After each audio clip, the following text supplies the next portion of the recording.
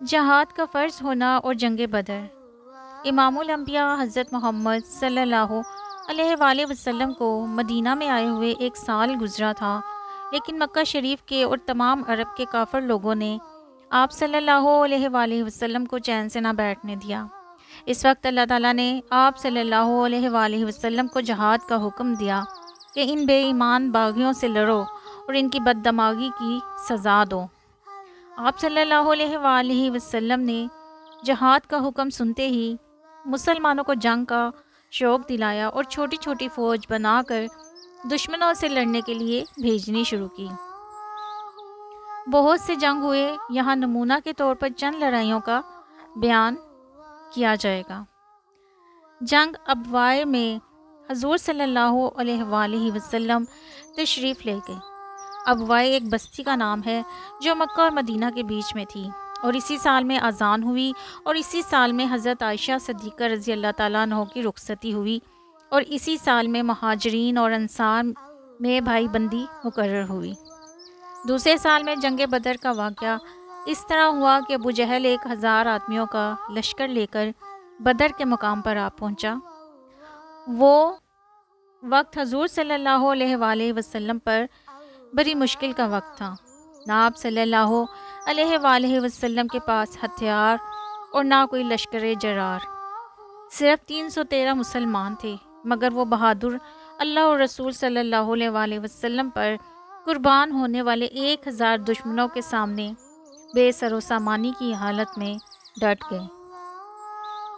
پہلے ہی حملے میں اللہ تعالیٰ کی مدد سے ان کے 70 آدمی پکڑ لیے اور تمام کافروں کے سردار ابو جہل کا سر بھی کاٹ ڈالا، اور اللہ تعالیٰ کے حکم سے حضرت جبرائیل علیہ السلام بھی 1000 فرشتے لے کر آپ صلی اللہ علیہ وآلہ وسلم کی مدد کو آئے، اور بڑی گمسان کی لڑائی ہوئی۔ بہت سے بے ایمان قتل ہو کر دوزخ میں گئے اور کچھ ڈر کر بھاگ گئے، اور جو پکڑے ہوئے تھے ان سے لڑائی کا خرچہ لے کر سب کو چھوڑ دیا، اور اللہ نے آپ صلی اللہ علیہ وآلہ وسلم کو فتح دی، اور بہت سا مال اور سامان آپ صلی اللہ علیہ وآلہ وسلم کو عطا فرمایا۔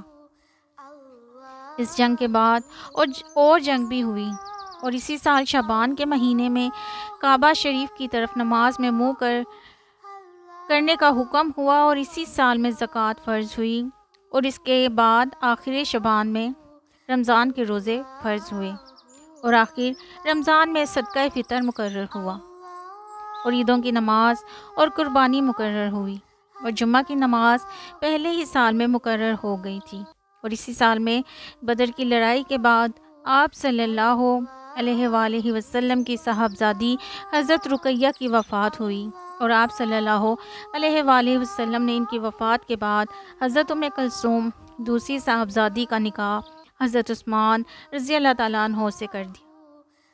اسی وجہ سے حضرت عثمان رضی اللہ تعالیٰ عنہ کو ذی نورین کہتے ہیں، اور اسی سال جنگ بدر کے بعد حضرت فاطمہ رضی اللہ تعالیٰ عنہ کا نکاح ہوا۔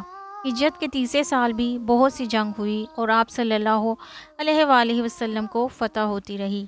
جنگ بدر کے ختم ہونے پر آپ صلی اللہ علیہ وآلہ وسلم نے پوچھا کہ ابو جہل زندہ ہے یا مر گیا، اور حضرت عبداللہ بن مسعود کو میدان جنگ میں بھیجا کہ خبر لاؤ۔ انہوں نے جا کر دیکھا کہ مردود زخموں سے چور ہے اور پڑا ہوا ہے، ہائے ہائے کر رہا ہے۔ حضرت عبداللہ اس کی چھاتی پر چڑھ بیٹھے۔ اس نے بڑی اکڑ میں کہا، اے بکریاں چرانے والے، تو بڑی اونچی جگہ چڑھ کے بیٹھا ہے۔ انہوں نے جواب دیا کہ اے اللہ اور رسول کے دشمن، تو بتلا کہ آج تیری سرداری اور بڑائی کہاں ہے اور فتح کس کی ہوئی؟ اے بے ایمان، آنکھ کھول اور دیکھ کہ تو اور تیرے ساتھی کیسے ذلیل ہوئے۔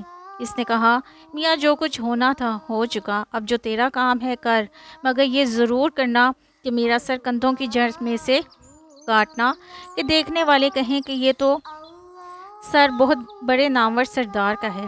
پھر حضرت عبداللہ نے اس کا سر کاٹا اور آپ صلی اللہ علیہ وآلہ وسلم کے سامنے لا کر دیا۔ آپ صلی اللہ علیہ وآلہ وسلم بہت خوش ہوئے اور بارگاہ الہی میں سجدہ شکر ادا کیا۔ اس کی تلوار بڑی قیمتی تھی، وہ آپ صلی اللہ علیہ وآلہ وسلم نے ان کو دی اور ارشاد فرمایا کہ ابو جہل میری امت کا فرعون تھا، جاننا چاہیے کہ جیسے ہمارے نبی صلی اللہ علیہ وآلہ وسلم تمام نبیوں کے سردار تھے، ویسے ہی ابو جہل بھی تمام کافر لوگوں کا سردار تھا۔ آپ صلی اللہ علیہ وآلہ وسلم کا بڑا بھاری دشمن تھا۔ فرعون کی طرح جب تک اس کے دم میں دم رہا، آپ صلی اللہ علیہ وآلہ وسلم کی مخالفت میں سرگرم رہا، بلکہ ابو جہل سرداری اور بڑائی میں فرعون سے بھی بڑھ گیا تھا، کیونکہ فرعون نے مرنے کے وقت عذاب کو دیکھ کر کہا کہ میں ایمان لاتا ہوں، مگر وہ وقت ایمان کے قبول ہونے کا نہیں تھا۔ اور اس امت کے فرعون ابو جہل نے مرنے کے وقت بھی سرداری اور بڑائی جتائی اور ساری دنیا کی سرداری اور بڑائی لے کر مرا اور دوزخی ہوا۔